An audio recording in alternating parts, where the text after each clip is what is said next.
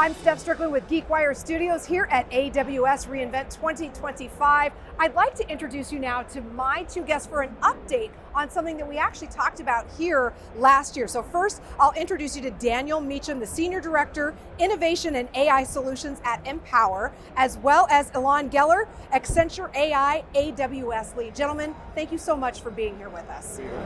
Well, it's great to be here. So I want to start by just giving you the briefest of updates. We talked last year about Empower, which is a financial services company that specializes in retirement solutions and wealth management. You've heard of that. But if you remember, what we talked about was the Innovation Lab, and we're going to get an update on that right now. So do me a favor, Daniel, tell me where the Innovation Lab sits now in 2025. Well, what a wild year. It's been a crazy year in our industry, and it's been the most exciting year of my life, most fulfilling year of my life.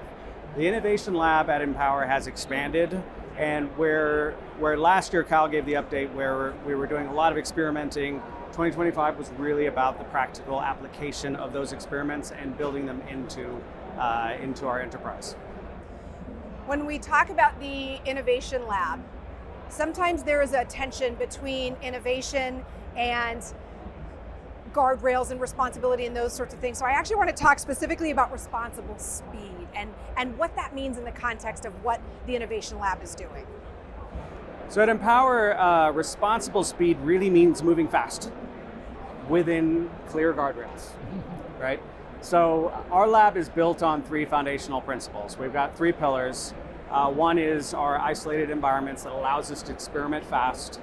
The second is our intake and pipeline process, which really allows us to maintain momentum all the way from ideation to path to production.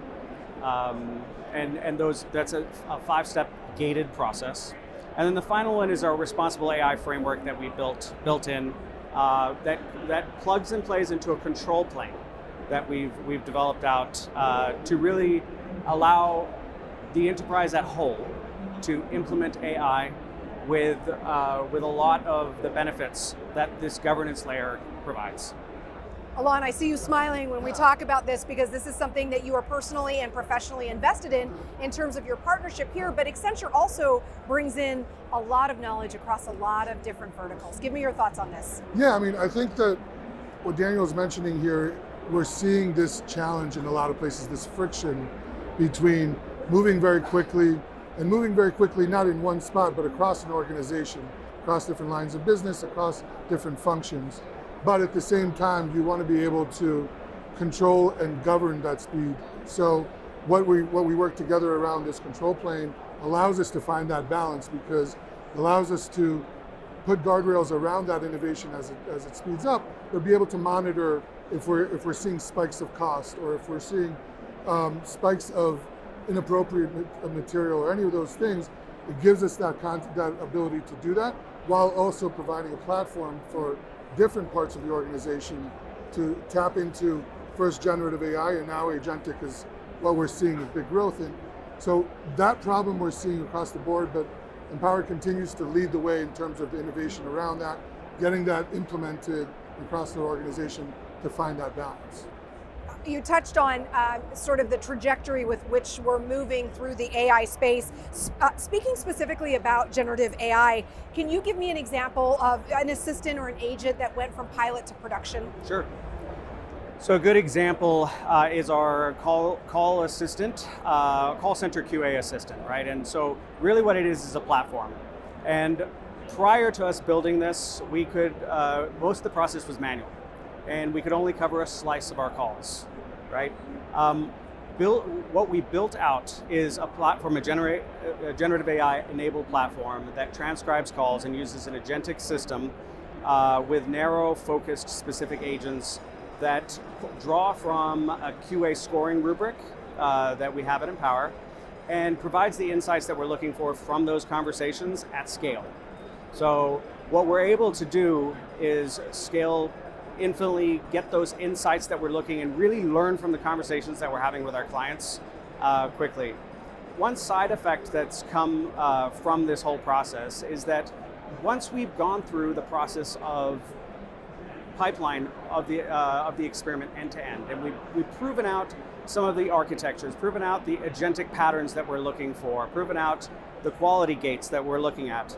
That template is actually reusable. And as we went to production with this app, we actually noticed half a dozen other similar use cases that can really be templated out for that same use case, right?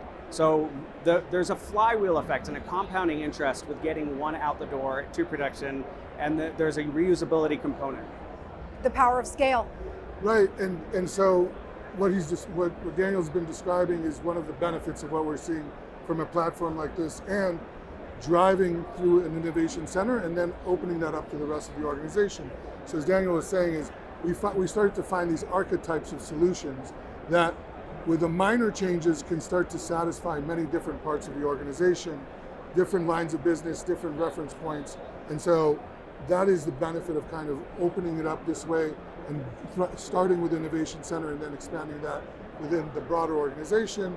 And so what we're working with Empower now is we have 3 additional use cases that are expansions from that archetype.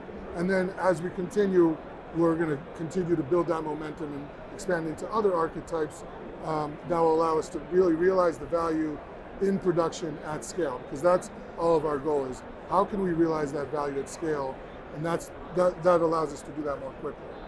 It's very easy for us in the confines of these walls to talk about things in terms of ones and zeros. But really, when you're talking about a call center, you're talking about improving the human customer experience. And Empower is about people. And your ability to distill information makes for a better customer experience, makes something a little more financially viable, whatever the case may be, which ultimately comes back to the consumers that Empower serves. And I love that. So with that, I give you my favorite open-ended question.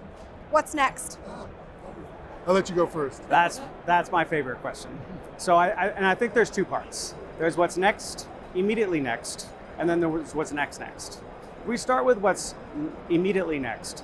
It's really taking to scale a lot of the wins that we've had in the lab. So we're leading the industry, the financial services industry, in innovation right now, and that's an exciting part. Bringing that to the enterprise at scale through concepts like the control plane, a responsible AI. It's a modular, pluggable framework that checks for biases, hallucinations, observability, explainability, and so those standardizing it as a governance layer there and democratizing AI across so that anybody can come in and almost as part of a federated experiment work with us and utilize AI in their applications and their business applications themselves. That's absolutely what's next. Another important point is Empower is pushing and investing heavily in AI fluency for the people, right? So bringing general purpose AI to every employee at Empower, that's huge, and we're already seeing the benefits from in the innovation side from grassroots level coming up, right? So that's huge. I think next is what really excites us, right? And as part of the Innovation Lab, we don't just work on generative AI. We also have experiments running with quantum, blockchain, wallet infrastructure, and lots of other, lots of that they're outside of the current hype cycle for Gen AI. But I think what is really intriguing, and one of the things that we're working on right now, is the interoperability between these technologies. So you can think of agents exchanging value in the future. So when we get to a fully end-to-end working agentic flow, exchanging value could be on a blockchain technology. So how are we getting those different emerging technologies to work together? And there's some really exciting stuff coming up. I see you nodding. Yeah, I'm just as excited as Daniel is here.